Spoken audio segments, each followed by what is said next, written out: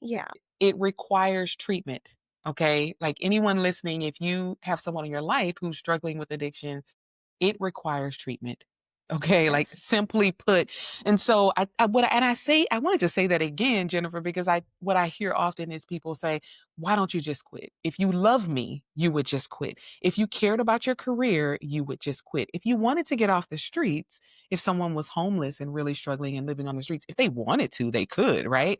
It requires treatment. So if you think about that person who's struggling on the street, or even the person who's like struggling to survive and get by on their lower income, well, addiction treatment costs money. So Yeah, if we're it saying it's does. required, but it costs money, then we can't just say if you wanted to, you would. Exactly. And it is so hard. And I think that is the other thing people have to understand. I think it's really great that you said this. If you loved me. And the thing is, when someone suffers from addiction, they have to quit because they want to. In my experience, it has never worked when someone doesn't do it for themselves. Because what happens, if that relationship ends or unfortunately that person passes away, now that person is like, well, I don't have a reason to practice sobriety anymore. I don't need to be in recovery. You have to want it. You have to believe in the benefit. You have to do it for yourself. Yeah. Yeah. I think that's so important to highlight. And you're just making me, as I've been doing this podcast, like people say things. And then, of course, I start thinking about the people I've worked with and some of the best outcomes when people say, you know what, I love the people around me. I love the work that I do. I love making an impact. So it's so important that I'm healthy for those people. And ultimately, Yeah. I'm learning to care more for me. And I'm learning that I've got to love me enough to make this change because it starts with you. You Yes. can't be the person you want to be if you're struggling. So, yeah, I think that's gonna reach someone. I really hope it does. Yeah. I hope so too, because it is really true. We can't show up for others until we show up for ourselves because we don't have the battery life otherwise. Our battery has to be full or we can't be there for someone to lean on once in a while. Yeah, yeah. Oh my goodness. Ooh, I'm thinking of so many questions. I'm gonna keep the next question in my head, I'm gonna go with it because Okay. I will have us down so many lanes. You know me at this point. Yeah. We'll be like episode 2 coming soon. I know, right? Like, okay, part 2. We gotta have a part 2 apparently. So, for someone who might be struggling with addiction, what's one of the most important things you wish they knew? You're not alone. But not only are you not alone, there is space for you to be heard. Reach out to a therapist. Do not do this on your own. And it's not as simple as going to a 12-step program. I'm not shaming 12-step programs. I think they are incredible. It is important to have support from people who are on a very similar journey to you, but that is not evidence-based research therapy. And that is two very different things. Whereas one is a guide, one is evidence-based research that these things work. It is important to combine a support group with therapy. That is something else that's just really important because one is clinical. And yes, you should have this amazing relationship with your therapist. So if you don't vibe with that person, please go find someone else. In addition to your amazing therapist, you have to have that personal support. You have to have that other person who's like, you know what? I get that because of my experience. And there's just something really special and validating when having that relationship with someone who just really sees you. Yeah. Oh goodness. You're making me think about my past experiences and working in addictions. I told you my brain goes everywhere. I agree with you. It is so important that people recognize that therapy, that's you get the clinical, the evidence-based support Yes. and support groups like the 12-step groups. They're so helpful. It's supplementary though to the work that people do in therapy and or treatment programs. Depending on the severity, I imagine they Yeah. might need a treatment Right. program. So, yeah, I'm curious now when you think about the work you've done in addictions, because I'm also thinking about the work I've done, and I did community mental health, so it was in-home therapy like Yeah. 10 years ago. Yeah. And there wasn't much family support other than, "Okay, I'll leave Yeah. the room or I'll leave the house so you can go do your therapy."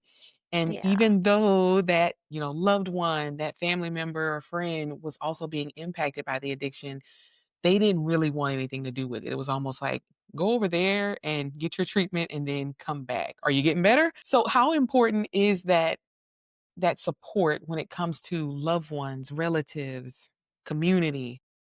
Yeah, it is priceless. And I'm really glad you brought this up because it is one of the most important things. It is not just the individual going through this. It is every person that that individual touches. Our lives, we don't live it in a bubble. So that might mean that that person's partner practices sobriety too. That might Mhm. mean, hey, we have a substance free household. We don't have alcohol. And that person, that's part of the support. And the other thing I often hear is, I don't want to burden my partner with that. I don't want to burden my family with my problem. It shouldn't be a burden. And here's the other thing. If it is, do those people also have a problem? Are they enabling? Because Yep. if they really want to support you in getting better, they also need to do certain things. At times, maybe you share with your friends, hey, I can't go to a bar.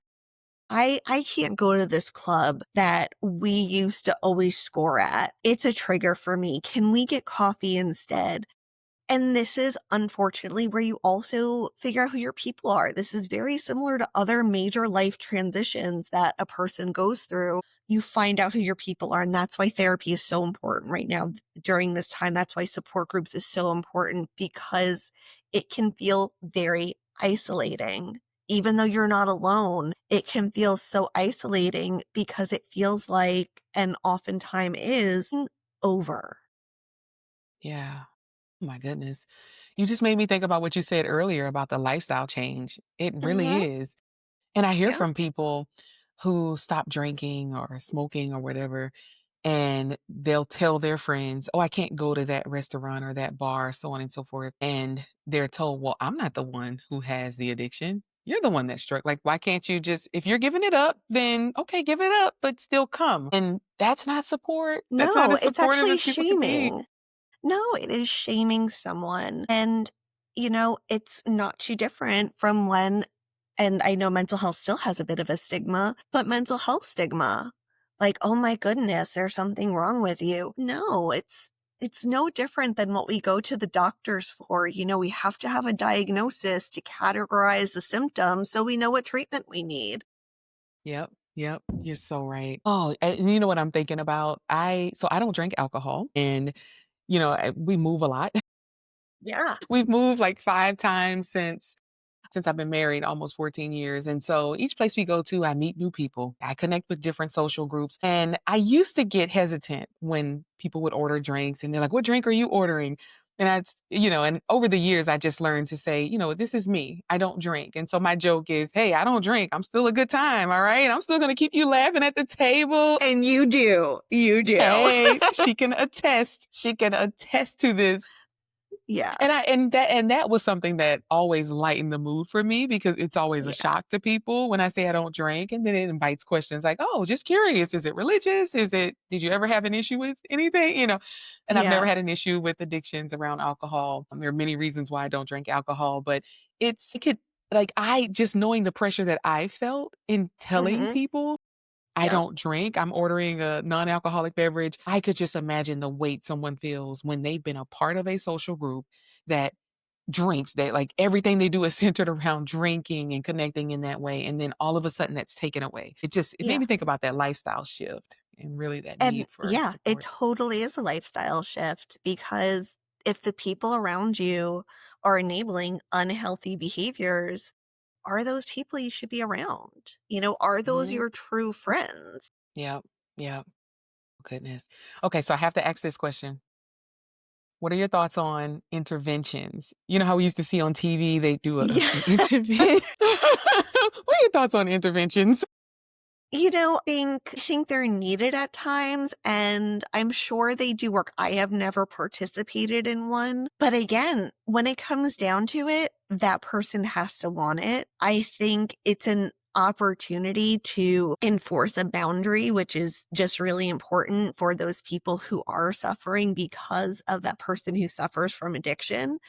They're able to share, like, this is what your actions do to me. And sometimes the boundary is, if you don't go to treatment, I can't continue being in your life. And it's not an ultimatum. That's someone just sharing, I need to take care of myself. And when you are healed, I am here for you. But until then, kind of going back to what you had said about taking care of yourself so you could be there for Mhm. others, I need to take care of me. I no longer want to be treated this way. Yeah. Thank you for sharing your thoughts. I know it's more controversial in the addictions field. Yeah. Like some people are for it, some people aren't. Anytime I've interacted with representatives from addictions fields and even in just the work that I've done in the past, families always invited to come and do family therapy and speak about, Yeah. hey, this is how the addiction has impacted us. This is how it's impacted our relationship. Didn't feel like I could be honest before. I'm going to be honest now. I think interventions can be very helpful and productive, especially if people are kind of prepped for it instead of everyone attacking the person who's struggling. Yes. And I think that is the downside, right? Yeah. Yeah, there's this great opportunity, but there's also this person who is being attacked, truth or fiction. Like, it could be real, it could just be their perception, but it is a lot being dumped on that person. So it does have to be done right, and it doesn't work for everyone. Yeah. Yeah. That's why I'm so glad there are different ways. There are a variety of ways to help people Yeah. with addictions. Yeah. Yeah. And we'll Exactly. get to some of that too. I can't wait till we get to that question. So many people have questions or feel intimidated by the idea of therapy. What's one common question or stereotype about therapy that you feel is important to address? I think the biggest stereotype is therapy is only for big problems. That is not true. It is not. Therapy is a space for you to feel safe, heard, and seen. So, whatever you have going on, if you're even thinking about, do I need therapy? Call therapists. Call Hmm. therapist. Maybe you just need like 1 or 2 sessions. Therapy doesn't have to be a forever thing. We're there to help you develop the tools to be the best you can be. And then you break up with us, and that's okay. That's just part of it sometimes. Yeah, yeah. Which is, I think our field is so unique in that way because Yeah. we get to know people on such a deep level. Of course, it's Yeah. once mostly one-sided, but you know people on such a deep level. And then when they have to terminate because they've met their treatment goals or they're moving, we're not licensed in their new state, whatever the case may be. Yeah, it's still a loss. It's still a loss of a relationship, Yeah. even though it's therapeutic. And but yeah, we're on standby waiting for people to come with us, and there's no judgment in whatever the issue is. Yeah. That's one of the fun things about just doing the free consultations when people say, "Oh, people are in my family are saying I need therapy." I don't really think so. I only have these issues, and then they'll list things that things I that people only only things that like lay people who are outside of the mental health field would be like, "Oh, just set a timer." I just procrastinate a lot. I don't know. I don't go to bed on time. I don't get up on time, and sometimes I have ruminating thoughts, but it's not too bad, right? And I'm thinking, "Oh, there's probably so much behind that curtain." Mhm. exactly, exactly. Yes, yes. And I think if Yeah, you have to preface it by saying only, I think you're already only. minimizing your stuff. Already minimizing it. I'm like, we're gonna get in there. We're gonna open that trunk and dig in there and see what you've collected over the years. And that's the fun part, no matter how Yeah, big or small people think their issues are. So, and I think a lot of people see addictions as, and I used to see it this way too. So I'll be fully transparent on this podcast. yeah, That's my goal.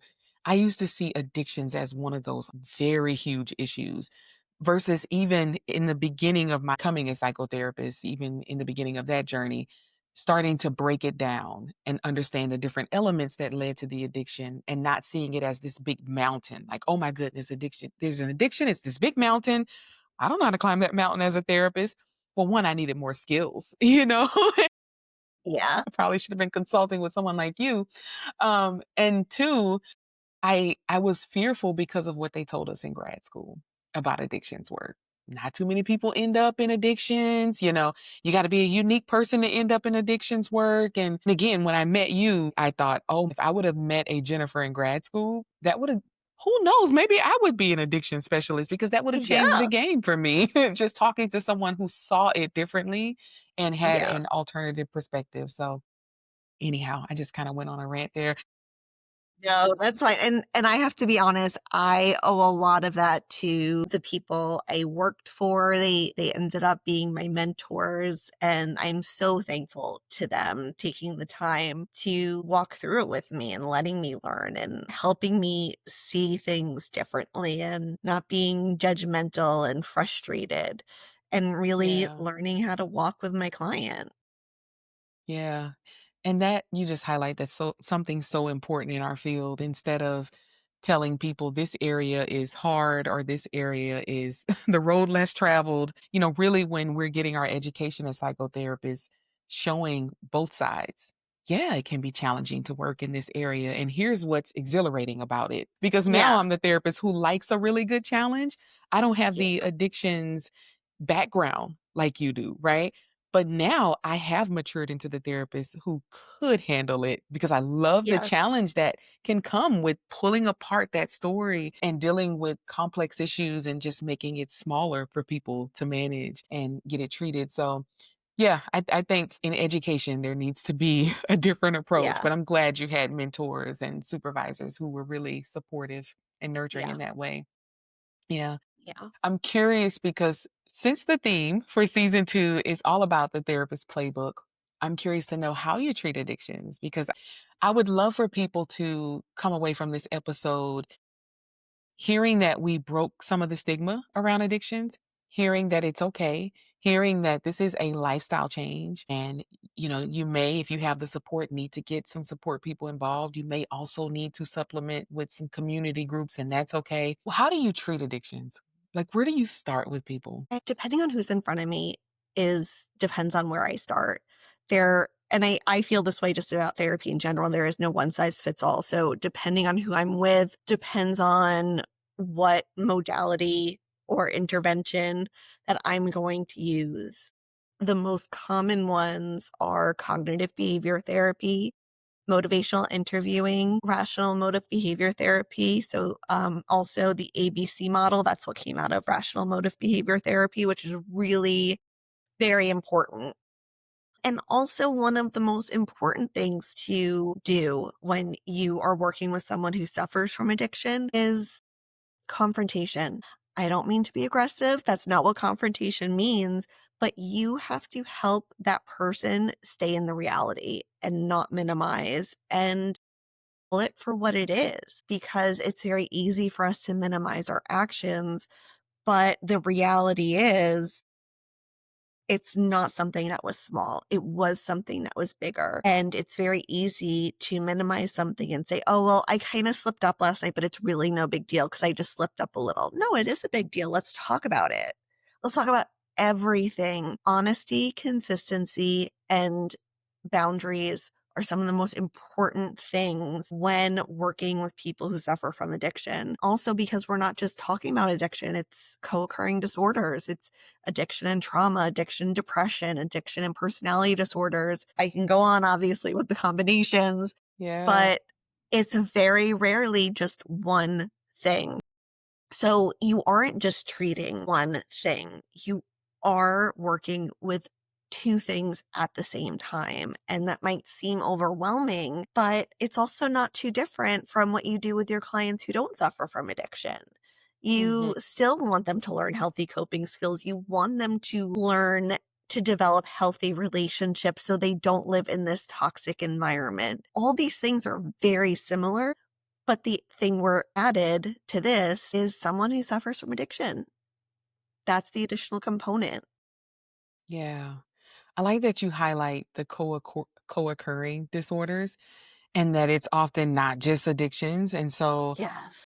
I think your approach to treating people uniquely and assessing what's going on for this person and not Yeah. just, oh, I use CBT with everyone. Like I heard the ABC model, rational emotive behavior therapy, CBT. You're taking different modalities and just knowing what I know about you, I imagine you're in a very crafty way applying them to the person's issues and symptoms, all while holding them accountable. The Anxiety and Free podcast is sponsored by Find My Therapist, connecting you with therapists at findmytherapist.us. If you found today's episode helpful, please share it with someone who might need it. Tune in next week for more conversations on navigating mental health and finding your freedom.